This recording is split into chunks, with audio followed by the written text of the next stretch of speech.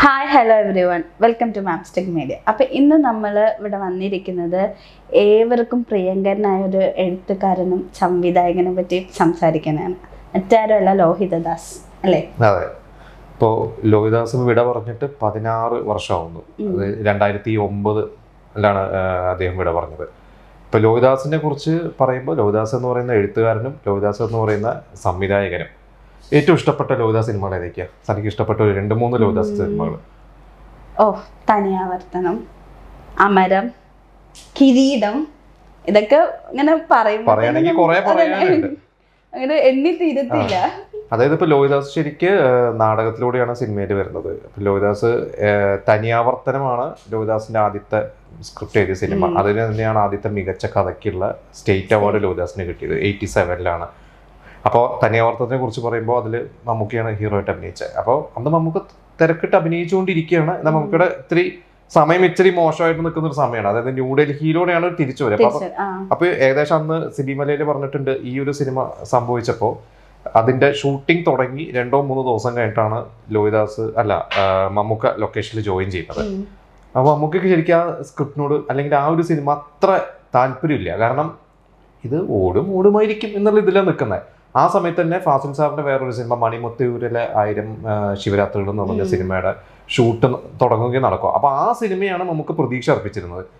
അപ്പൊ ഇതിൽ വന്ന പുതിയൊരു റൈറ്ററാണ് എന്ന് പറഞ്ഞാൽ വളരെ ഒരു അത്ര താല്പര്യം പ്രകടിപ്പിച്ചു. അതായത് ഒരു പുതിയൊരു എഴുത്ത്. പക്ഷെ മമ്മൂക്കയ്ക്ക് മുമ്പേ ലോഹിതദാസിനെ കുറിച്ച് കേട്ടിരുന്നു.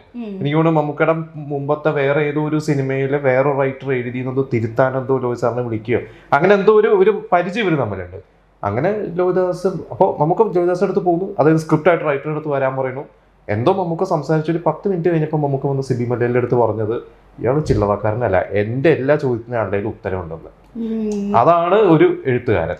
അത് മാത്രല്ല, ആ സിനിമ എന്ന് പറയുമ്പോൾ തന്നെ നമുക്ക് മമ്മൂക്കയുടെ ഒരു ഫിലിമോഗ്രഫി എടുക്കുമ്പോൾ നമുക്ക് തനിയാവർത്തനം അങ്ങനെ മിസ്സാവാൻ്റെ ആഗ്രഹത്തിലത്തൊരു സിനിമയാണ് ഈ തനിയാവർത്തനം അല്ലേ? പെട്ടെന്ന് പറയുമ്പോഴും എല്ലാവരും പണ്ടത്തെ ഒരു പടം മമ്മൂക്കയുടെ ആലോചിക്കുമ്പോൾ തന്നെ തനിയാവർത്തനം എന്തായാലും ഉണ്ടാവും. അതായത് തനിയാവർത്തനം ഇപ്പോഴും MT ആണ് എഴുതിയെന്ന് വിശ്വസിക്കുന്ന ഒരാളുകളുണ്ട്. കാരണം അതുവരെ MT ആയിരുന്നു അതുപോലത്തെ സ്ക്രിപ്റ്റ് എഴുതിയിരുന്നത്. അവിടെ നിന്നാണ് ഒരു വേറെ തരത്തിലുള്ള, അതായത് ലോഹിത് സാറിനെ പോലെ ഒരാൾ വന്നു. അത് MT-യോളം തന്നെ ഉള്ള ഒരു ലോഹിത് സാറിനെ കുറിച്ച് പിന്നെ മെയിൻ നമ്മൾ പറയേണ്ടത് ഇപ്പോൾ ഏറ്റവും കൂടുതൽ സിനിമകൾ ചെയ്തിട്ടുള്ളത് സിബി മലയിലാണ്. അത് എനിക്ക് തോന്നുന്നു ഒരു 10ന് മുകളിൽ സിനിമകൾ സിബി മലയിലാണ് സംവിധാനം ചെയ്തത്. കുറേ, അതായത് ഐ ശശി, ജോഷി, ഇവർക്കൊക്കെ സിനിമകൾ എഴുതി കൊടുത്തിട്ടുണ്ട്. കമൽ സംഭവിച്ചില്ല.